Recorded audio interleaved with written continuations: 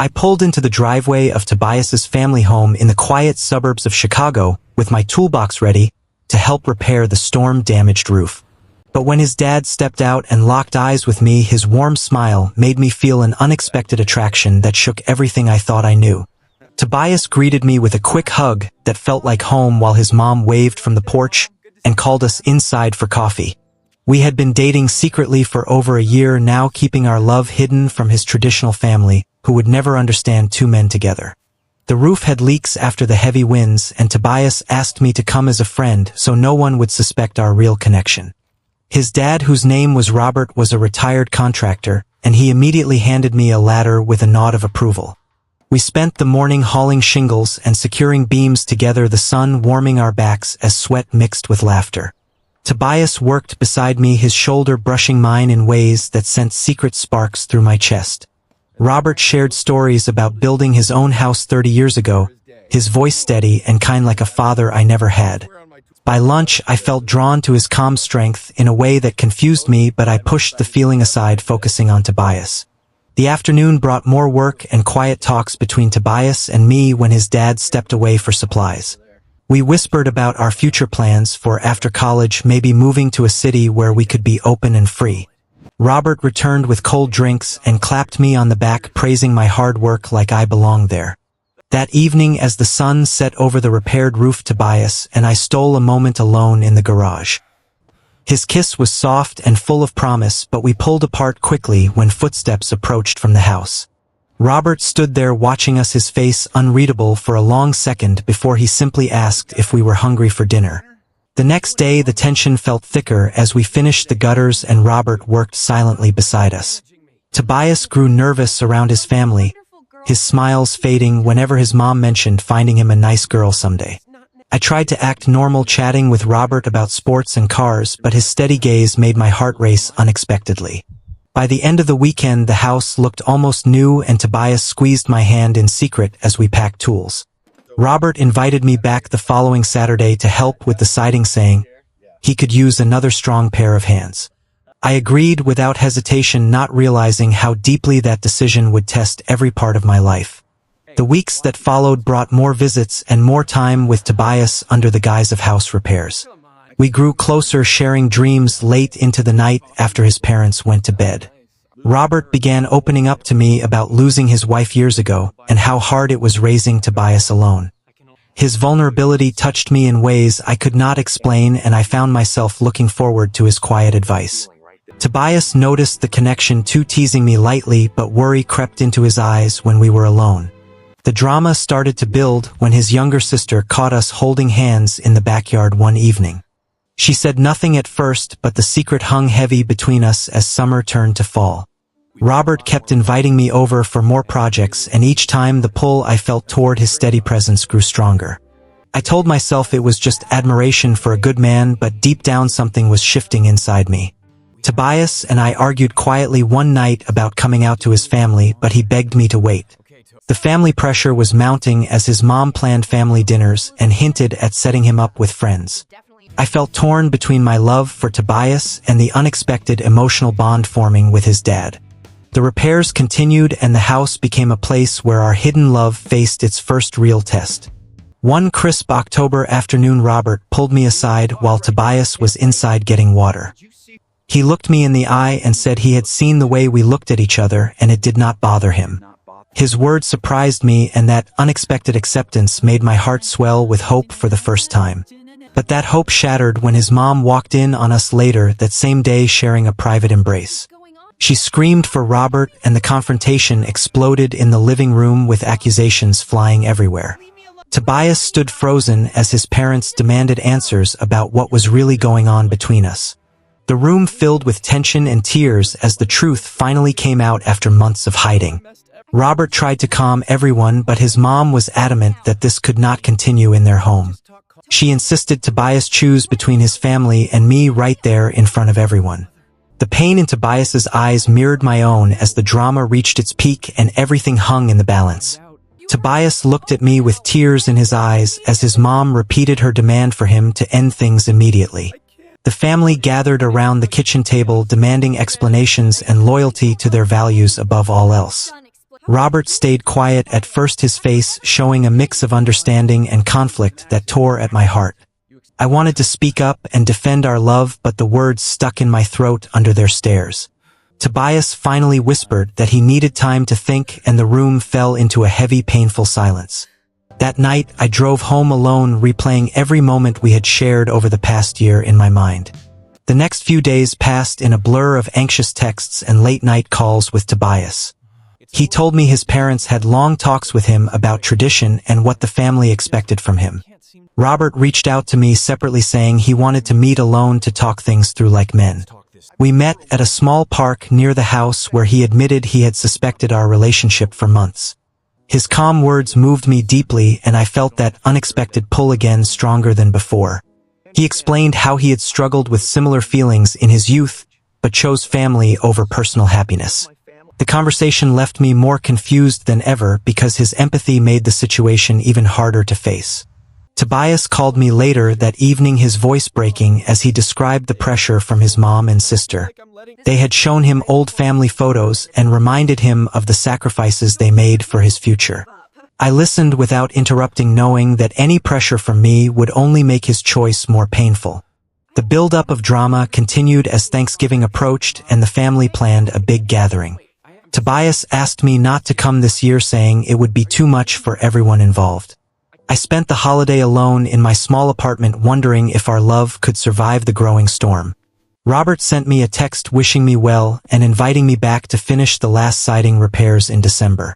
The invitation felt like a lifeline, but also a reminder of the complicated feelings I could not ignore. Tobias and I met in secret at a coffee shop near campus, where we held hands under the table. He confessed that his family had given him an ultimatum: either end things with me or face being cut off. The pain in his voice was real and raw as he described the sleepless nights he had endured. I told him I would support whatever he decided, even if it broke my heart into pieces. The tension rose higher when his sister accidentally shared a photo of us together on social media. The family saw it, and the confrontation escalated into a full-blown argument that lasted for hours. Robert tried to mediate, but his mom was firm that Tobias had to make a clean break for the family's sake. I drove to the house the next day to help with the final repairs, hoping for one last moment with Tobias. The air was cold and crisp as we worked side by side, barely speaking about the elephant in the room. Robert watched us from the porch, his expression a mixture of sadness and quiet resolve. By late afternoon, the siding was complete and the house looked better than it had in years. Tobias pulled me aside behind the garage for a private talk that felt like our last chance. He said he loved me more than anything, but the family pressure was crushing him from all sides. I held back my tears, knowing that pushing him would only make the painful choice even harder for him. The climax was approaching fast as Christmas lights began appearing on houses around the neighborhood. Robert invited me inside for hot chocolate after the work, and we sat in awkward silence for a while. He finally spoke, saying he wished things could be different, but he had to support his wife and children. His words carried the weight of years of tradition, and I felt my unexpected bond with him deepen even more. Tobias joined us later, his eyes red from crying as he tried to act normal in front of his dad. The evening ended with a group hug that felt like goodbye, and I drove away with a heavy heart. The days leading up to the final confrontation were filled with sleepless nights and constant worry. Tobias texted me late one night saying his mom had scheduled a family meeting for the weekend. I knew in my gut that this would be the moment everything came to a head once and for all. The build-up had reached its breaking point, and I prepared myself for whatever outcome lay ahead. Robert called me the day before the meeting to warn me that things might get difficult, but he cared. His kindness only made the situation more emotionally charged and complicated than I could have imagined. The family meeting happened on a snowy Saturday afternoon in the living room where we had shared so many laughs. Tobias sat beside me on the couch, his hand trembling slightly as his mom began the painful discussion. She laid out their expectations, clearly stating that Tobias needed to focus on his future without distractions. Robert sat across from us, his face showing the internal struggle between his heart and his duty to the family. I listened quietly as they expressed their love for Tobias and their fear of what our relationship meant. The climax exploded when Tobias stood up and announced that he could not choose between us and them. His mom burst into tears while his sister demanded that he make a decision right then and there. Tobias turned to me with tears streaming down his face and said he loved me but family came first. The words hit me like a punch to the chest, but I nodded, understanding the impossible position he was in. Robert tried to intervene, saying love was love, but his wife reminded him of their shared values and promises. The room filled with raised voices and accusations until Tobias finally broke down and agreed to end things. I felt the betrayal and pain wash over me as the man I loved chose his family over our future together. The betrayal cut deep because I had believed our love was strong enough to weather any storm. Tobias asked me to leave the house that night, saying it would be easier if we did not drag it out. I walked out into the cold night with my heart shattered and the unexpected bond with Robert still lingering. The twist came a few days later when Robert showed up at my apartment unannounced with a letter in his hand. He explained that he had written it in secret because he could not say the words out loud in front of everyone. The letter revealed that Robert had once loved a man in his youth, but had hidden it to protect his family.